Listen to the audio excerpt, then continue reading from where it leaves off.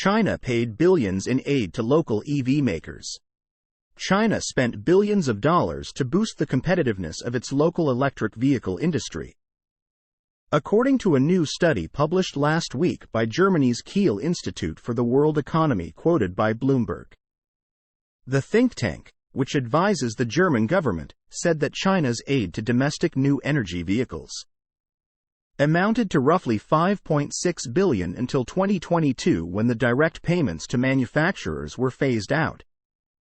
New energy vehicles (NEVs) include all-electric cars (EVs), plug-in hybrids (PHEVs), and fuel cell vehicles (FCEVs). The biggest beneficiary of China's support scheme was BYD, which received $3.7 billion in direct aid from 2018 to 2022. The lion's share was awarded in 2022, with BYD getting $2.2 billion from the Chinese government. Tesla, which competes directly with BYD both on the domestic market and on a global scale, was the second-largest beneficiary of China's support scheme in 2022. The American-based EV maker received about $426 million from the Chinese government for the cars it manufactured at its Shanghai facility. China's direct purchase subsidy scheme was axed at the end of 2022, according to the German think tank that published the study. The scheme awarded between $1,380 and $2,400 on average for each new energy vehicle manufactured in China between 2010 and 2022. Compared to other countries that offer some sort of subsidy for the purchase of a new environmentally friendly vehicle, including the United States. The biggest difference in China was that the state gave the money to the car makers and not the buyer. Even though this particular support scheme has been phased out, China's battery electric vehicle buyers are exempt from paying a 10% purchase tax. In 2024 and 2025, the country will apply a complete purchase tax exemption for all NEVs.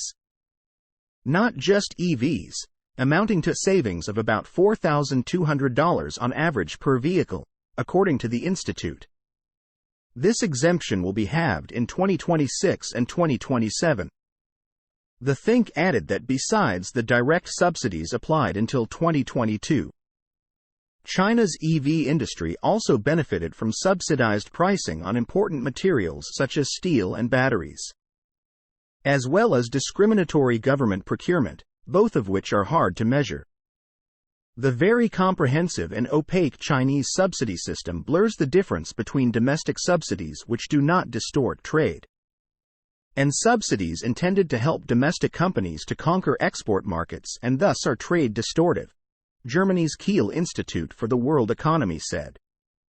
The figures put things in perspective after the European Commission officially launched an anti-subsidy investigation into the import of battery-powered vehicles from China in October 2023. The Commission argued that it found sufficient evidence demonstrating that EV imports from China benefit from subsidies that allow them to rapidly increase their market share in the European Union. This could ultimately threaten the bloc's domestic industry and demotivate investments, the Commission said. If the European Commission's investigation confirms these allegations, the EU could impose retroactive tariffs against battery-powered cars imported from China, a move that was not seen with too much enthusiasm by the Chinese government or some local German automakers last year. The increasing dominance of China's EV makers has also urged some American officials to speak out in favor of tariff spikes.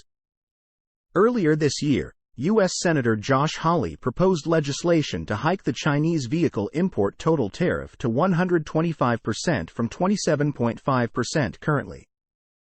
The bill also seeks to apply a 100% tariff increase to vehicles assembled in Mexico by Chinese-based automakers. Source: reposted and summarized from @insideevs.